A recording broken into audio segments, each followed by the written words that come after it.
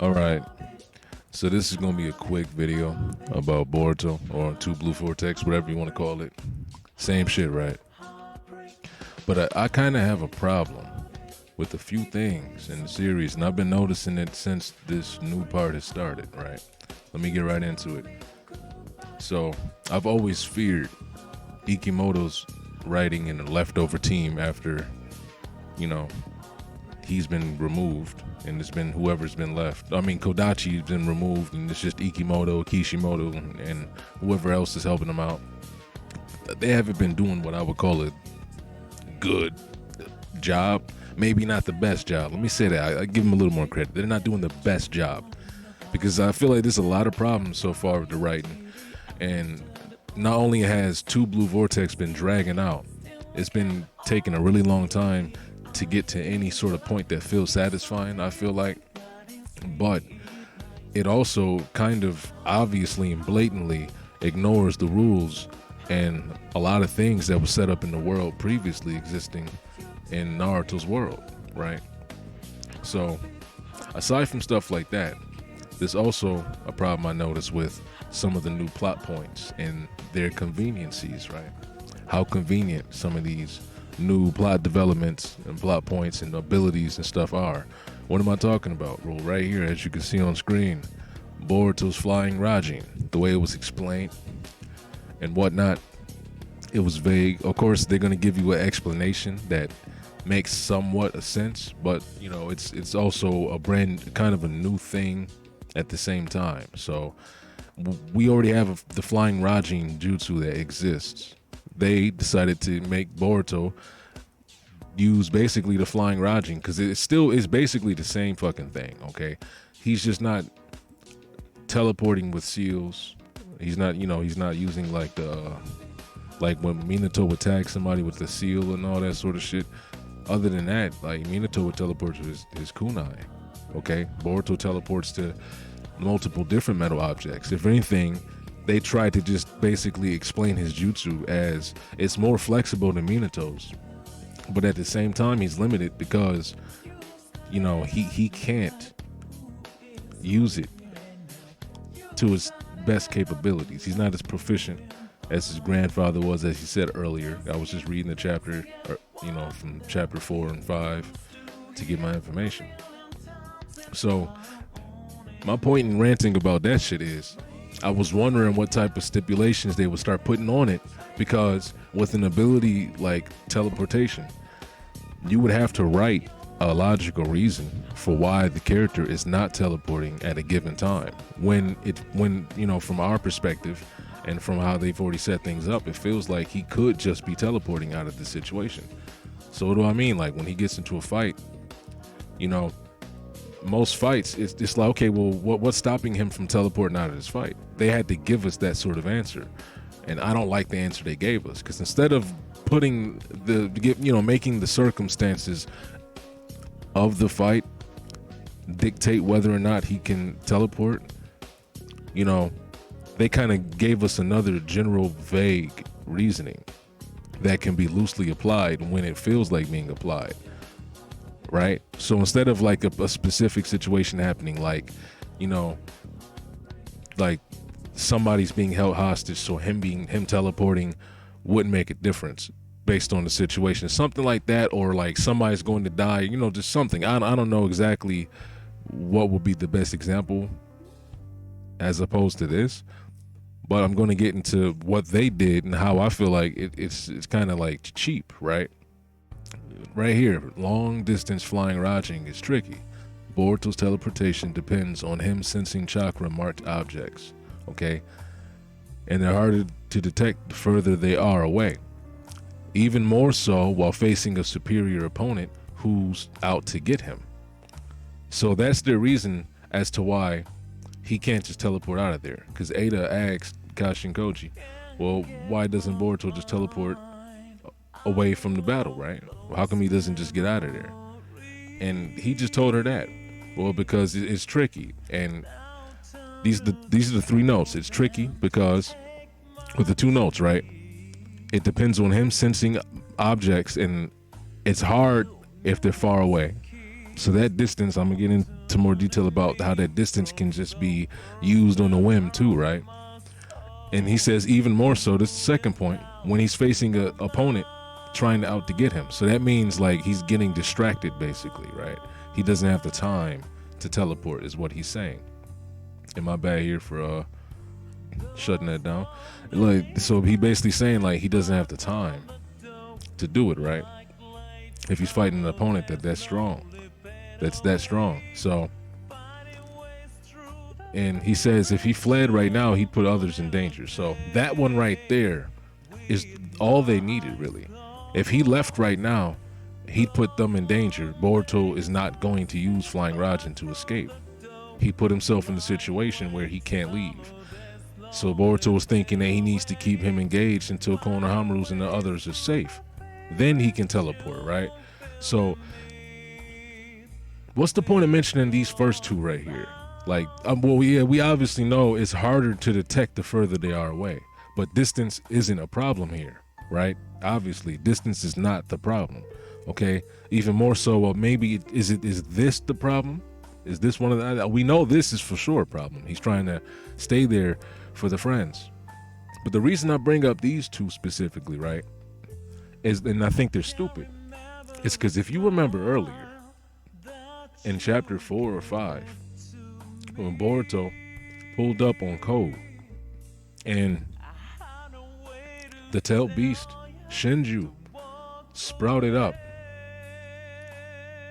and Boruto teleported not only to Code, right? Okay, him teleporting to Code, and I'm 100% sure maybe Code was able to completely remake a Ten Tails like fucking like, you know, cave on the planet Earth, but that's completely highly unfucking likely because the Ten Tails, its powerful nature energy and chakra presence would be felt by almost everybody. Okay, so there's no way that you would go and like have this Ten Tails on the planet with nobody knowing. It couldn't be, there's no way it could be on the same planet, bro. Like that, first of all, so let's get that out of our heads. So it's a fact that Boruto just traveled to another dimension or another plane to get there, first of all, right? So that distance doesn't matter. He can apparently sense this shit in a different dimension in chapter 4. Teleports there, okay?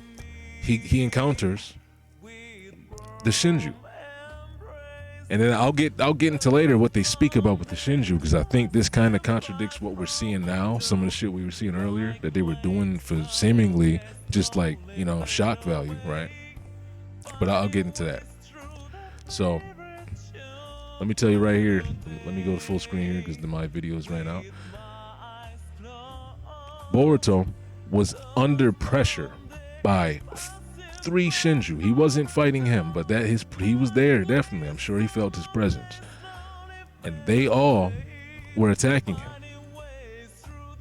trying to kill him. Boruto said, we're gonna die too. If you don't help me, Code, if you don't help me, we both are gonna die. This guy right here, the bug one, right, is attacking Boruto, not holding back. I don't have every screenshot of the attack, but you can go back and see it. Boruto was on the ground, back against the ground, and he did the claw thing and tried to kill him. Multiple times he tried to devour him. They mentioned devouring Boruto. Okay, they mentioned eating him and absorbing him. Okay? He was under pressure by all of them. Even restraint in an earth jutsu by a Ten Tails level human enemy. And he was still able to Flying Rajin out of this dimension, fighting 3 people, and get to safety. Now after this, Jorah did mention, oh, Boruto, you're lucky. You escaped because our desires to devour is like, it's he basically said our desire for like inquiry and like intellect, chasing intellect, and you know, is like super, it's over our desire to devour people. So you got lucky. But at the same time, they were trying to kill him. These 3 were trying to kill him. He's the one who's really being inquisitive right now. Okay, he's the one who stacked up piles of books back at the cave that they were in. So I think that's kind of weird that now they want to put a stipulation on Boruto's jutsu. And I feel the same with Kashin Koji's 10 paths. I don't think I screenshotted it. I don't think I have the screenshots here. But Kashin Koji's 10 paths, I feel it's the same way, where he mentions how the paths that have been avoided are basically erased, like that they don't happen anymore.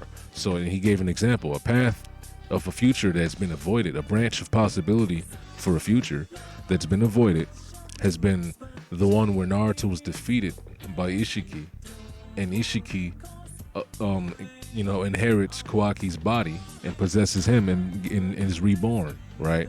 That's the future they avoided because they killed Ishiki and they defeated him and they stopped him. So that they avoided that whole future. So at the same time, he was telling Boruto that he's going to die. Like, there's no future where he beats this dude, where he beats Jura. So how is Boruto going to survive this in the first place?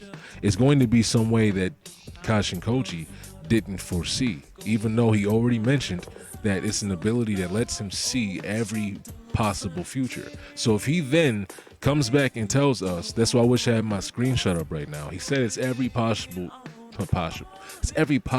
future. So if you're telling me that, and then later on he then says, oh, well, I kind of forgot to look at some of those, or I missed those, or something like that. Or, oh, this is a future I couldn't see. Like, if they pull that bullshit, which they probably will, or somehow Boruto's able to change the future, because we know that Boruto can see the future with Momoshiki's eye for sure, right? We kind of theorized it, and it wasn't really solid, but now we have the for sure answer, because the series itself doesn't want to give us any of this like exposition or proper setup for these things, right? So the writer had to tell us outside in that interview, almost reluctantly so, damn near, I feel like, that he had to tell us that this is how Momoshiki's eye really works with Boruto. So now we know that Boruto can see the future as well, not like the 10 paths. He can't see every possible future. It's probably the short future that's close to him. So if Kashin Koji, I think they're probably gonna have to do it like, if Kashin Koji sees the future with Jorah killing him, in whichever way that happens, right? I don't know how it's gonna happen. However it happens, right? Jorah kills Boruto. Upon that moment where Boruto was supposed to die by Jorah, Boruto within his own self can see that future about to happen in the immediate, like right now. And he has the possibility to try to make it go off course. But that would create another fucking, like, almost paradoxical situation, because Kashin Koji already said that he can't see a future in which Boruto wins. How come he couldn't see a future in which Boruto just fucking dodged or avoided this sudden death that he's going to avoid? We know he's going to avoid anyway. How come he can't see it? They're gonna probably make it some bullshit. Oh, I couldn't see it because it involved the Otsutsuki. Like, come on. They're gonna make it, oh, it's Otsutsuki, but he can see every future involving Boruto and Kawaki in it. So that wouldn't even make sense. That all of a sudden now he can't see futures involving Otsutsuki. So it'll have to be probably written in a way where it's split right now. And you know what I mean? It's getting split right now. But then that creates another further paradox. Like, if he's splitting it right now and he's like, damn, that shit didn't exist until you just did that right now. Now that I see another branch. My question would be, how come Kashin Koji couldn't see the future of him seeing a future? You know what I mean? This is the paradox in the first place. You go back to my old video, and I'll keep this rant about the future shit short, because I want to talk about this. Right? Kashin Koji saw a Boruto who trained and learned all these techniques, and however many years he said he mastered these techniques and got strong. As strong as the Boruto presumably that we're seeing now, right? Maybe this one is stronger than that one because he learned the techniques faster and was able to develop them even further in a shorter time and all that. So maybe this one is stronger, right? But they got to be relatively the same. So Kashin Koji saw a Boruto in a future who learned all these jutsus. If it's not the Boruto that he just told that he saw a Boruto who learned these jutsu, so that's a time loop. The Boruto that he saw is the one that he told that he saw a Boruto to, right? That'd be a loop, because that's the only way the Boruto that we know, our Boruto in this present time, could learn those jutsus. Kashin Koji already ruled out the possibility of a future happening without Boruto getting strong. So what future did Boruto get strong with the threat of the Shinju being inevitably, because it's inevitable. The threat of the Shinju was inevitable. If you don't know what the fuck that means, listen, it means it's going to happen no matter what. It was going to happen no matter what at that certain point in time. So if the threat of the Shinju were already inevitable because Code did what he did, you know, i.e. making clog rhymes, right? If he did that, then what future would Boruto have enough time and enough free luxury and enough like you know what I mean, freedom and all that, like, and safety and resource with a apocalyptic future with Shinju people walking around and then clog rhymes that are out to get everybody and including him, and they probably can sense him, I'm pretty sure. I don't remember that for sure, but don't quote me on that part. But either way, all those other chips are stacked up against Boruto, and then the whole Leaf in the world thinks he's a criminal, basically, or at least the Leaf, because they're stupid. I don't think the Leaf told anybody anything about Boruto. I mean, until they started working with the Sand Village, but that's stupid. We're not going to talk about that. That's going to be too much digression. You know, Boruto doesn't do any more world building or talk to any other villages. But anyway, what future would he have learned all those things? And how would he have learned them unless Kashin Koji told him in the past? You know, that's the question. That's the paradox. What future could Boruto have had enough time? And then did all his friends die? Maybe this is a future. We're going to find out. Maybe this is it, right? We're going to find out that there was a future where Boruto let everybody die so he can train as hard as he could to give the past him a reference point. They're probably going to loop it like that, because if they don't, it doesn't make sense. It's a paradox, because it wouldn't make any sense for, like, because the Boruto that knows the shit that he knows now only knows it because he knew it. Like, what the fuck? That wouldn't even make sense. Like, so the Boruto we know now that knows Flying Rajin in their future knows Flying Rajin because in the past Kashin Koji told him about his future self learning Flying Rajin, but he didn't learn it from anybody else but his future self, who Kashin Koji told him about. So that's the loop, okay? It's a paradox. I'm not gonna spend too much time on it. Let's continue though. So you comment down below. If you're still listening, you comment down below. What do you think about that? That shit makes no sense to me. If you really think about it. Unless, like I said, that possibility happened, which I think would be okay.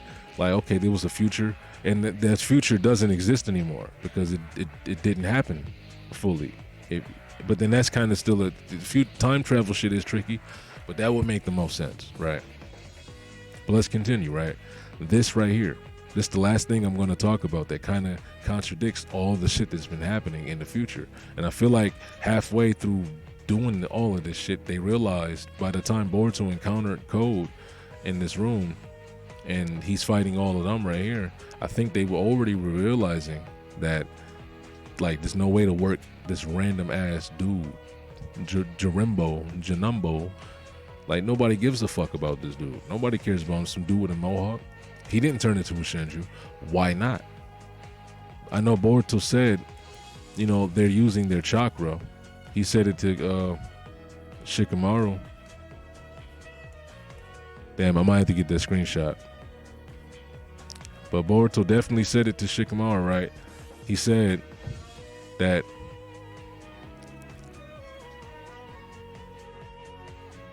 I'm gonna do a Sonic video too. Yeah, watch out for that.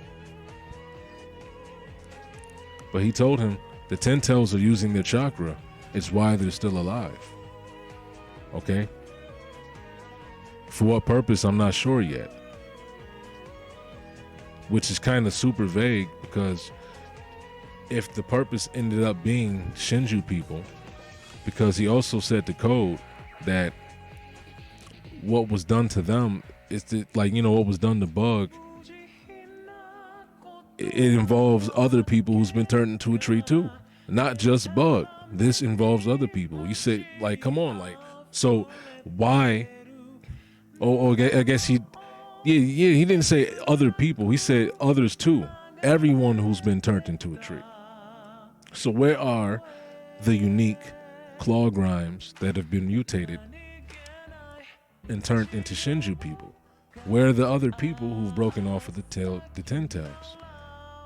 Because the chakra, obviously, the chakra is transferred, even though this is obviously in a different plane. That doesn't technically matter. Sasuke's been turned to a tree elsewhere. Matsuri's been turned to a tree elsewhere inside the Leaf Village. Bug was right here, so it makes sense for Bug to immediately be created here too. But for the other ones, you can kind of say it's far-fetched. Chakra is like, it can work like radio waves, basically. It doesn't have to be physically transported. You know, if it's connected to this main body, if it absorbs somebody else's chakra, I guess it would manifest inside of this too. That wouldn't be so far-fetched. It's still weird. I don't know. I'm trying to save that. I'm trying to save that specific thing. You know, right? Like the reason why Matsuri and Hadari popped up here too, and they got absorbed outside. But, you know, it's just me thinking about that too much. But I still will question, why the fuck is that dude with the mohawk? Is that him in the Leaf Village? Because he had a mohawk, right?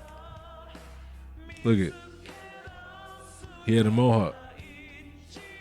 And then we're going to find out this dude idolized Naruto. That's why he was trying to chase Naruto. Nah.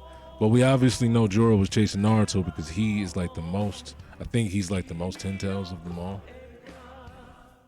Like, probably doesn't, he's not based off the aspect of any individual person. He's the one who he's the 10 tails who's been purely mutated into a human. The others have aspects of people because they've, you know, they've also sprouted from the 10 tails, but they, you know, that chakra from those individual beings have been infused in these 10 tail bodies that they have, if that makes sense. The 10 tails, I mean, all of them obviously are still mixed with Code's blood too, right? They all have Code's blood, 10 tails, but they all don't have Sasuke's chakra, right? If that makes sense. Sasuke's chakra, which is akin to his like spiritual essence. You know, that's his spiritual energy. That's his life force. It's probably his yin and his yang has been absorbed and duplicated too, right? So it's probably, you know, they all don't have that. That's what makes them individually unique. I think the 10 tails one probably lacks that specifically. That's why his desires were still so general and not specific to anybody. And even though it was on Naruto, it was mainly focused on the tail beast inside of him. You know what I'm saying? That's why he's looking for Naruto specifically. The other ones are actually looking for the people themselves. If Konohamaru didn't flop it with Matsuri, I think that's her name, but you know what I mean, Moegi, Matsuri, I'm forgetting who's who now. This is Matsuri, Moegi's in the tree. I might have said her name wrong earlier. But you know, he probably could have turned her over to his side, made her work for him for a minute, and said, "No, them niggas is tricking you." But you know, he flopped it. But yeah, man, that's all I gotta say, man. I think like it's gonna be. That's how I feel about the karma stipulation. The karma is so written loosely that, and you know, and I'm not knocking that type of writing device because it can be used really clever. I don't think it's being used clever here. The karma so far, it hasn't been used bad. The first time I think his karma's activated when he had to run away was when Kawaki approached him and they were about to fight and Boruto was knocking him out. Kawaki had to use his karma and Boruto flew away. Himawari got in danger. I think that was like chapter 5. But yeah, I don't know. I think karma is another one. It's gonna like, whenever it wants to, right? It's gonna pop in and out. And this is the one thing I'll say he's been doing. He's not using it a whole lot. So when something like that's not being used a whole lot, like his flying Rajin, he's been using it a lot. We haven't seen Minato in a series. That's why I feel like Kishimoto hasn't really, certain things like that he knows are hard to write. To an extent, he stopped doing it. And that's like, bad on his part. L writer, as y'all say, Nick. Shit. I said it like an old ass nigga. That's crazy, as y'all say. But you know what I mean, right? So that's just him. That's just his folly. That's his own error. You know what I'm saying? So Ikimoto he has his own errors too. A lot of them are way bigger, but his art does improve. But he still has problems with it. A lot. And I think his choreography and his paneling is just trash. It's always been trash, I think. And it's never gotten any better. Even when Himawari was fighting Jorah and Sarada was fighting Hidari, that shit was ass. Like, it just looks stupid. But I don't know, man. Let me know what y'all think. Okay? I think I'm out. That's all I gotta talk about. Ain't nothing else to really talk about. But that's my new theory. What if this is Jorah? What if Jorah was based on him at least a little bit? Like his vessel? What if that's a thing? What if he was focused on Naruto because this dude's a Naruto fanboy in the village and nigga directly served under the Hokage? What if they mention that later as a hint?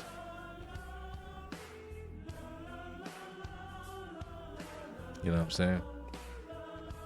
I like how he draws Kashin Koji. I want to say that. I do like how he draws Kashin Koji. I like how he draws Ada. I do like sometimes the way he draws shit, Sometimes I like the way he draws Boruto. You know what I'm saying? Like this is not a bad this whole full panel right here is not bad at all. Like actually at all. Even that part, like it's not bad at all. I mean, I like Hidari's design. I like Moegi's design. These two suck, especially him. His hair is just trash. I like Moegi and Hidari's design. So I'm not completely shitting on Boruto all the time. I figured I'd say a couple good things real quick at the end. I guess that's what I'm doing. Trying to squeeze out a couple good words real quick, you know what I'm saying? But Hidari, I think this shit's stupid. If he doesn't start trying to conflict, he doesn't get conflicted on some Uchiha shit, I think that's gonna be whack. It'll be a useless character if he's gonna just die like Ryu presumably just did, and Moege Matsuri just presumably just died too. Like that shit'd be trash. Alright, man. But yeah, like I said again for the 5th time, let me know what y'all think. I'm out.